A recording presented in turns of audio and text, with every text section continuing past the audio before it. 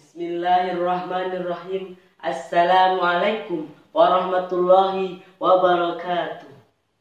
Alhamdulillahi rabbil alamin wa bihi nasta'in wa ala umuri dunya waddin wa ala alihi wa sahbihi ajmain, amma ba'du. Pertama-tama dan yang paling utama, marilah kita panjatkan puja, puji, syukur kita kehadirat Allah Subhanahu wa Ta'ala yang mana telah memberikan nikmat iman, nikmat Islam, nikmat sehat, dan nikmat yang lainnya, dari nikmat terkecil hingga nikmat terbesar. Tak lupa sholawat bertangkaikan salam semoga selalu tercurah limpahkan kepada Nabi Agung kita, Habib terbesar, pemimpin revolusi Islam, anti kufur, anti lacur, yang rahmatnya tidak bisa diukur oleh insinyur, direktur, gubernur, tukang cukur, hingga tukang bajigur, yakni Nabi Muhammad SAW. Meneladani Nabi Muhammad SAW. Dewan juri yang dirahmati Allah Subhanahu wa Ta'ala.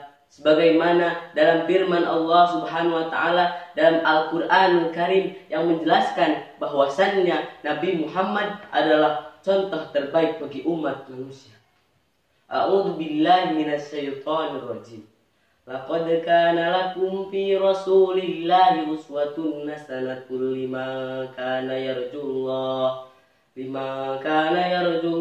wal yawmal akhir wa dzakarallaha katsira. Sadaqallah.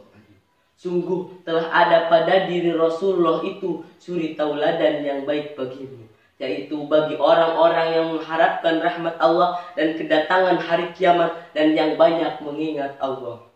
Quran Surah Al-Ahzab ayat 21. Rasulullah menjadi contoh tidak hanya dalam satu bidang saja, tetapi dalam semua bidang lengkap dan komplit. Rasulullah menjadi contoh dalam keluarga, menjadi pendakwah, menjadi guru, menjadi bisnismen, menjadi politisi, bahkan menjadi panglima perang, dan banyak yang lainnya. Jadi sangat pantas jika Allah menjadikan Rasulullah sebagai suri tauladan umat manusia. Walaupun Rasulullah sama dengan kita, tentulah yang menjadi contoh beda kualitasnya dengan yang mencontoh. Misal, kita sebagai manusia memerlukan tidur. Rasulullah juga manusia memerlukan tidur. Namun tidurnya kita dengan Rasulullah jelas berbeda. Jika Rasulullah tidur, yang tidur hanyalah matanya saja, sedangkan hatinya tidak pernah tidur, tapi selalu berzikir kepada Allah Subhanahu wa Ta'ala. Dewan juri yang dirahmati Allah Subhanahu wa Ta'ala. Nabi Muhammad dilahirkan ke dunia ini tidak hanya mengubah keyakinan kejahilian bangsa Arab, tetapi juga untuk mengubah berbagai hal yang tidak sesuai dengan ajaran Islam. Rasulullah begitu gigih dalam memperjuangkan perubahan tatanan sosial, hukum budaya, dan banyak yang lainnya untuk kesejahteraan dan keadilan umatnya. Namun ketika berjuang, Rasulullah selalu mengedepankan tata krama, sehingga ajaran Islam tersebar ke seluruh dunia dalam waktu yang relatif singkat. Contoh Nabi dalam bidang dakwah, bahwa sebagai pendakwah kita harus senantiasa berjuang untuk mengubah pola kehidupan masyarakat yang tidak sesuai dengan tuntunan agama Islam. Dalam berkeluarga, kita juga harus mencontoh beliau, bagaimana beliau mencintai istri-istrinya, menghormati istri-istrinya. Meskipun beliau sebagai kepala negara, tapi beliau tidak merasa gengsi untuk membantu istrinya. Karena Rasulullah tidak ingin merepotkan orang lain. Apapun yang bisa dilakukan oleh Rasulullah, Rasulullah lakukan sendiri. Dalam bidang perniagaan, kita juga harus mencontoh beliau.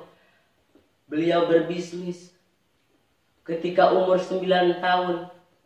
Dan ketika berbisnis, beliau selalu bersifat jujur. Dan karena kejujurannya, beliau mendapatkan gelar Al-Amin, dapat dipercaya. Kita juga harus mencontoh akhlak sifat Nabi Muhammad SAW. Di antaranya sifat sabar. Kesabaran beliau dapat kita lihat ketika beliau menyebarkan agama Islam. Beliau dicaci, dimaki, bahkan dilempari oleh batu hingga beliau berdarah, tetapi beliau tetap sabar. Hebatnya Rasulullah. Di Arab diturunkan orang Arab pada saat itu kepada Nabi, begitu bencinya pada Nabi.